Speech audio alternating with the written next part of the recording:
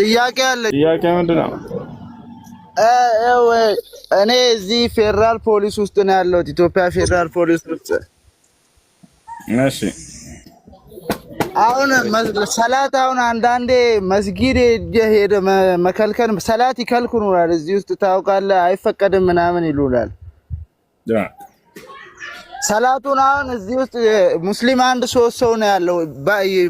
ጀማ ሳይሆን እንደዚሁ ብቻ ለብቻ ብንሰግድ ምን ችግር አለው? ከቻላችሁ በጀማ ስገዱ፣ ካልቻላችሁ ችግር የለውም። ካልቻላችሁ ችግር የለውም። ከቻላችሁ በጀማ የምትሰግዱበትን መንገድ ፍጠሩ። ነብያችን ሰለላሁ ዐለይሂ ወሰለም ሰዎች በጀማ ሆነው ሲሄዱ ጊዜ ከመካከላቸው አንዳቸው መሪ ሆነና አንዳችሁ ያሰግድ ነው ነብዩ ሰለላሁ ዐለይሂ ወሰለም ተናግረው። ስለዚህ በዚህ መልኩ መሆን አለበት። ካልተቻለ ግን ችግር የለም። ብቻውን ይሄን አጋጣሚ ካላገኘ ጀማ መስገድ ካልቻለ ሶላቱን እንዳይተው ጀማ የለምና ብሎ መስገድ አለበት። እሺ ሁለተኛ ጥያቄ። እሺ አሁን ሙስሊም ያልሆነው ያረደው ምናምን መብላት አይቻልማ? ሙስሊም ያልሆነ ሲባል ለአይሁድና ለክርስቲያኖች ከሆነ የነሱ እርድንም ቢስሚላህ ብለው አርደው ከሆነ ቢስሚላህ ብሎ አያርዱ። እሺ አመት በዓላቸው ላይ ምናምን መዋጮ ምናምንስ ማውጣት ይሆናል? አይቻልም። ባሎች በሌላ ኖርማል ህይወታቸው ማህበራዊ ህይወታቸውን ለመምራት የሚሆን ችግር የለውም። ነገር ግን አመት በዓል ወይንም አምልኮ ሊወጣ ውጭ ላይ ከሆነ ዛና ይችላል። እና አሁን እነሱ እዚህ ውስጥ የእነሱን አመት በዓል ምናምን ያከብራሉ። እዛ ላይ መዋጮ ሐራም ነው። እኔ ካወጣው እኮ መለስኩና ወንድም ያዳምጥ በደንብ አድርገህ ለአምልኮ ተብሎ የሚሰሩ ስራዎቻቸው ላይና ይሁን አመታዊ ለአመት በዓል ብለው የሚሰሯቸው ስራዎች እነዚህ ክህደት ናቸው። ላክ ተገደለ፣ ተሰቀለ፣ ተነሳ ብለው የሚያከብሯቸው በዓላቶች እስላምን አይወክሉም፣ ክህደት ናቸው። እዚህ ላይ መዋጮ ማድረግ አይቻልም። ግን ከዚህ ውጭ ማህበራዊ ህይወታቸውን ምድራዊ ህይወታቸውን በተመለከተ ለክርስቲያኖች ማጥላት ማጠጣት ችግር የለውም። አብላቸው፣ አጠጧቸው፣ አልብሷቸው ከተቸገሩ። ግን የአምልኮ ስርዓቱን በሚፈጽም ጊዜ ሄደህ ማገዝ በክህደት ላይ ከማገዝ የሚያከብረው ዓመታዊ ክብረ በዓል ላይ ሄዶ ማገዝ አምላክ ተወለደ እያለ አንተ የዛኔ ማገዝ ሳይሆን ያለብህ አምላክ አይወልድም፣ አይወለድም፣ አይሞትም እያልክ ማስተማር ነው ያለብህ። እሺ እንዴት ነህ? ደህና ነው ወይ? ደህና ሙስሊም ነበርክ? Yes, I was. I am an ex-Muslim, bro. አርካን ሶላት ስንት ናቸው? እኔ ቆየሁ፣ በጣም ቆየሁ። በእርግጥ ቁርአንም ቀርቼ ማለት እንደዚሁ ሸምድጄው ነበር። ማሐፈዝ ነው የሚባለው፣ ሐፍዤው ነበር። ብዙ ጥያቄዎች ነበሩ። በዛ ጥያቄዎች ምክንያት መጽሐፍ ቅዱስ ሳነብ ትክክለኛውና የእግዚአብሔር ቃል መሆኑን ተረዳሁ። ያው በጣም ረጅም ጊዜ ስለሆነው በዛ ዙሪያ ባጠይቀኝ ምናልባት ከቁርአን አንድ ነገር ቅራልኝ ካልከኝ ልቀራልህ እችላለሁ። ሐፍዤው ስለነበር ማለት ነው። ኧረ ህፃን ልጅ የሚያውቀውን ጥያቄ እኮ ነው የጠየቅኩህ። አንድ ህፃን ልጅ ላምጣልህ? እዚህ የ6 ዓመት ልጅ ልክ ነህ እኮ ልጆች ሊያደርጉት ይችላሉ። እሱን ማነህ ወደዛ ጥያቄ ሳትገባ ተረጋጋ። ውዱ ስንት ረካ አለው? እሺ ይኸውልህ እኔ ረሳሁት። ማነህ ሁሱ ነህ? እሺ ምርጫ ልስጥህ። ውዱ ስንት ረካ እንዳለው ረስቶት ነው። በቃ ምርጫ ልስጥህ። እሺ ምርጫ መቼ ቀለል ይልናል። ጥያቄው ለምን አስፈለገ? እኔ ይኸውልህ በዚህ ዙሪያ እንድጠይቅ ሳይሆን አንዳንድ ነገሮች ምናልባት በቃችኋለሁኝ። እሺ ስንት ስጁድ አለው ውዱ? የመጨረሻ በቃች። ኧረ በእናትህ እኔ ስለዚህ ማስታወስም አልፈልግም። በጣም ቆይቷል። እኔ ወደ 30 ዓመት የሆነዋል እኮ በፈጠራችሁ። በህይወት ዘመን ለአንድ ቀን ሙስሊም የሆነ ሰው ውዱ ስጁድ አለው ወይንም ሩኩዕ አለው ቢባል እኔ ይሄን ረስቻለሁ ይላል። አይ እኔ ረስቻለሁ ከምር። እሺ ክርስትና እንድትከተል ያደረገህ ከእስልምና እንድትወጣ ያደረገህ ነገር ምንድን ነው? ሃሌሉያ ልንገርህ። እንደዚህ ያደረገኝን ቃል ይኸውልህ ለመጀመሪያ ጊዜ መጽሐፍ ቅዱስን ክፍት አድርጌ ሳነበው ማቴዎስ 5:44 እስከ 45 ያለውን ቃል በሰማያት ላለ አባታችሁ ልጆች ትሆኑ ዘንድ ጠላቶቻችሁን ውደዱ፣ የሚረግሟችሁን መርቁ፣ ለሚጠሏችሁ መልካም አድርጉ፣ ስለሚያሳድዷችሁ ጸልዩ። እርሱ በኃጥአንና በጻድቃን ላይ ፀሐዩን ያወጣል፣ እሱ ኃጥአንና ጻድቃን ላይ ዝናቡን ያዘንባል ይላል። ሃሌሉያ። ይህንን ቃል ቅዱስ ቁርአን ላይ ከምዕራፍ ወደ እስከ ምዕራፍ ምናምን 44 ምናምን ብትሄድ አታገኘውም።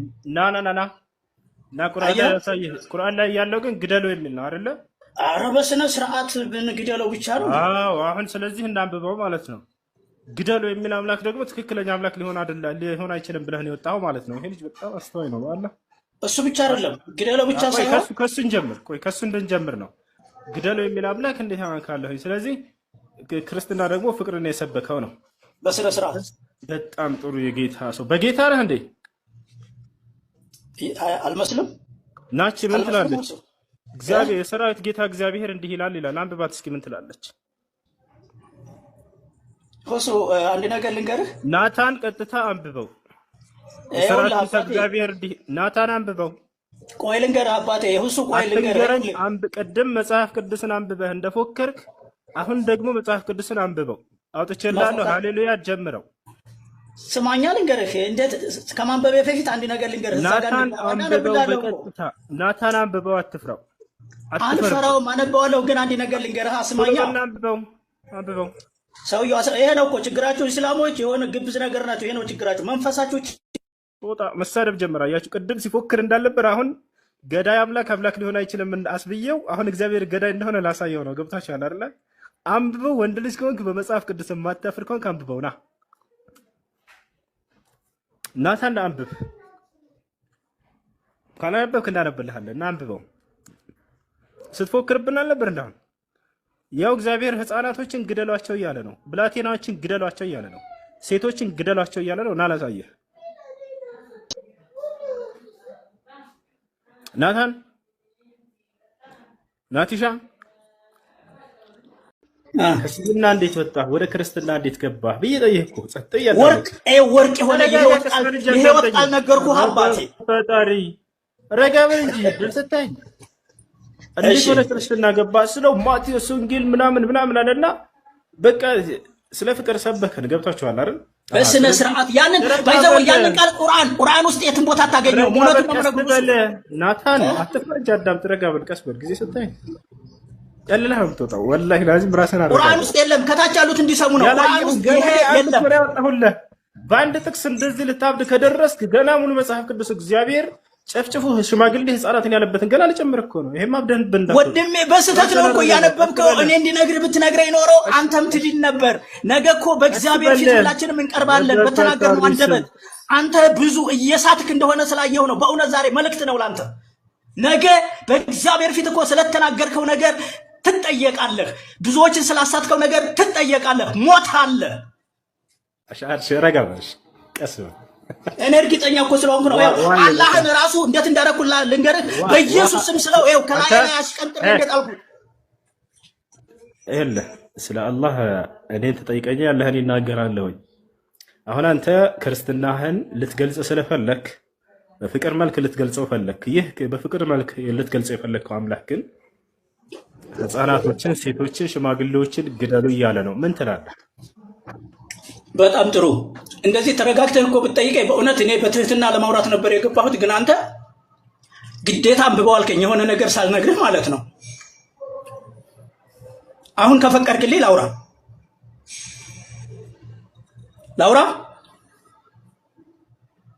አይሰማም? እያወራህ ነበር እኮ እንደገና እያስፈቀድከኝ ነው ወይስ ነገር ፍለጋ ነው? ነገር ፍለጋ አይደለም። እሺ በቃ ልቀጥል። እሺ ታንኪዩ እሱ ናታን በቃ እንድታስረዳን ዘንድ ጥቅሱን እየሰጠን ብታብራራለን ብታስተምረን በጣም ጥሩ። እሺ አሁን እኔ ላውራና እቀጥላለሁ። እሺ ካስቀጠልከኝ ማለት ነው።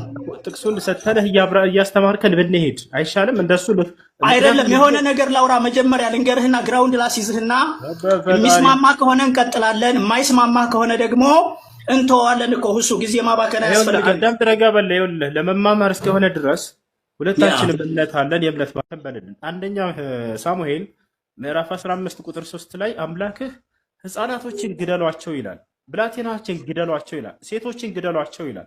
እስኪ እናብራራለን። ናት ይቀጥል። በጣም ጥሩ ሁሱ። ከታች ያላችሁትን በትኩረት እንድትሰሙኝ እፈልጋለሁ። እግዚአብሔር አምላክ የተባረከ ይሁን። ምን መሰለህ፣ በክርስትና ሃይማኖት ሁለት መጽሐፍ አለ፣ ብሉይ ኪዳንና ሐዲስ ኪዳን የሚባል።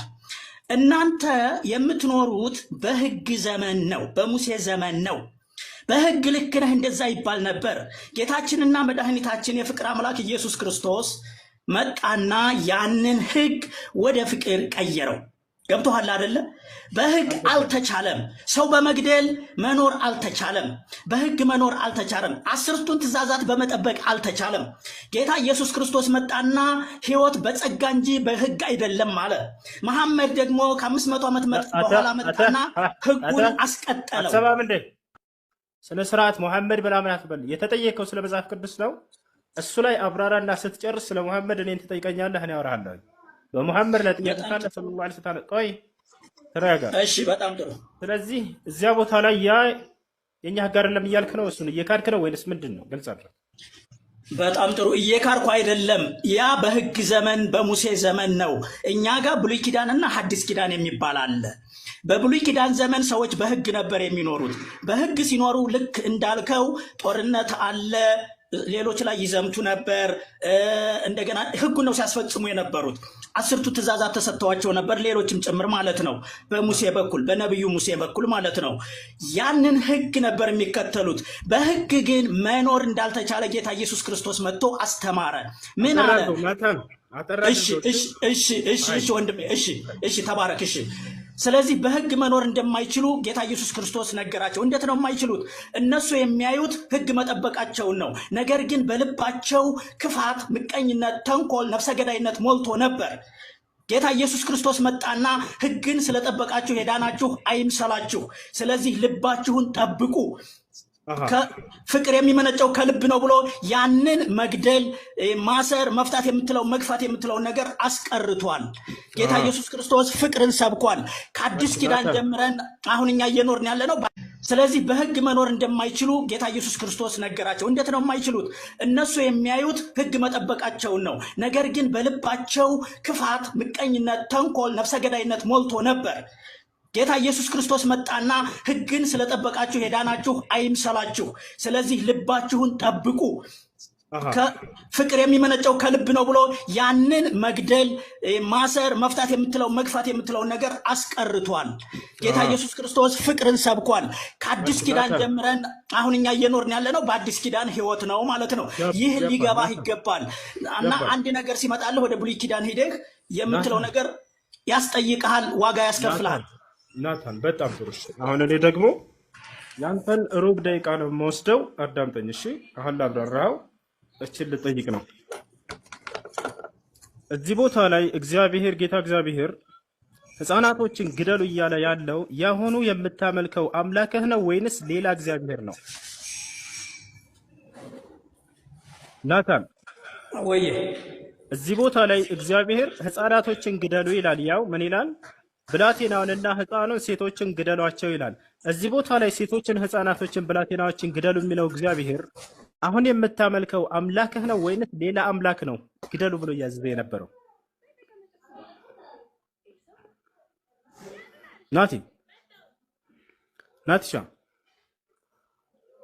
ናቲ እኛም ደንግጠናል። ናቲ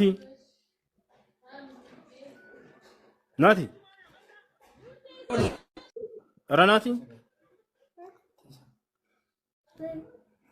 ናትሻ ሰማይ ነቅቶ ባየ ጊዜ ግደሉ ብሏል። ነገር ግን ጌታ ኢየሱስ ክርስቶስ ይሄ ትክክል እንዳልሆነ መጥቶ በፍቅር ደግሞ በጸጋ እንድንኖር፣ ተፋቅረን እንድንኖር፣ ጠላታችንን እንድንወድ፣ ጠላታችንን እንድንመርቅ ናቲ የአሁኑ የምታመልከው አምላክህ ነው ግደሉ ያለው እዚህ ቦታ ላይ ወይንስ ሌላ አምላክ ነው? እሱ እኮ ነው አልኩህ። ግን ኮንቴክስቱን ተረዳ ነው ምን ወንድሜ። አላሁ አክበር አላሁ አክበር ወይ አላሁ አክበር። አላህ የሚባል ነገር የለም። ባይዘወይ አላህ አክበር ትላለህ እንደ ራሱ ማን እንደሆነ ያልገለጠልህ። ዛሬ ጨልመህ እንዳትሄድብን እንረጋ በል እባክህ። ውሃ እየጠጣህ ቅድም ሊያስመልጠው ነበር ኢየሱስ ክርስቶስ አልገደለም በፊት ሊለ አንተ ነው እንጂ ዛሬ አድነህ ነገር ረጋ በንጂ ቀስ በል። አንተ እኮ አወራህ ትንሽ አውራኔ ፍቀድልኝ፣ በቤቴ ላስፈቀደ። እዚህ ግደሉ እያለ ያለው ማን ነው? ህፃናቶችን፣ ሴቶችን፣ ሽማግሌን ግደሉ የሚለው ማን ነው? ስለው ቅድም አይ የዚያ ዘመን ህግ አይደለንም እኛ አዲስ ኪዳን ነው የፍቅር ምናምን ብሎ ሊሸውር ፈለገ። ነገር ግን ቀጣዩ ጥያቄ ምን ይሆናል መሰላችሁ? ዛሬ የምታመልከው አምላክህ ነው እዚያ ላይ ግደሉ ሲል የነበረው ወይንስ ሌላ አምላክ ነው አልኩት። አይ ራሱ ነው አለ። ስለዚህ የዛሬው በፍቅር የሚሰብክህ አምላክህ በፊት አስገዳይ ነበር። ንስሐ ገብቶ ነው ወይንስ ምን አድርጎ ነው? ሲያስጨፈጭፍ የነበረው ሴቶችን ህፃናቶችን ልጅ ዛሬ ላይ እንደገና በቃ ፈቀርኳችሁ ብሎ ቢመጣ ይሄ መሸወድ አይሆንም? ቅድመ አያትህን እናት አባትህን ሲያስጨፈጭፍብህ የሆነ ሰው ሲገላቸው መጣና ግደሏቸው እያለ ህግ አውጥቶ ዛሬ በአንተ ጊዜ መጣና ደግሞ ዛሬ ፍቅር አምላክ ነኝ ፍቅር ህግ ነው ያወጣሁላችሁ ቢል ቅድመ አያቴን አስገድለህ የሚል ጭንቅላት ላይ አይመጣም? ኧረ አሁን ስታው እንደሱ አይደለም ነው እንጂ ናቲ። ቆይ እንጂ ወንድ ልጅ አንዴ ረጋ ብለህ አስብ። የምትጠየቅበትን ነገር እያወራ እኔ እኮ ላዲንህ ዛሬ ላዲንህ ነው እኮ የመጣሁት። በጣም እየሳትክ ነው አንተ ናቲ። የምታመልከው አምላክ ራሱን አያድንም አይደለም አንተን ልታድን ማለት ነው። እሱን ያኔ ታወራለህ፣ ከሱ ጋር ታወራለህ።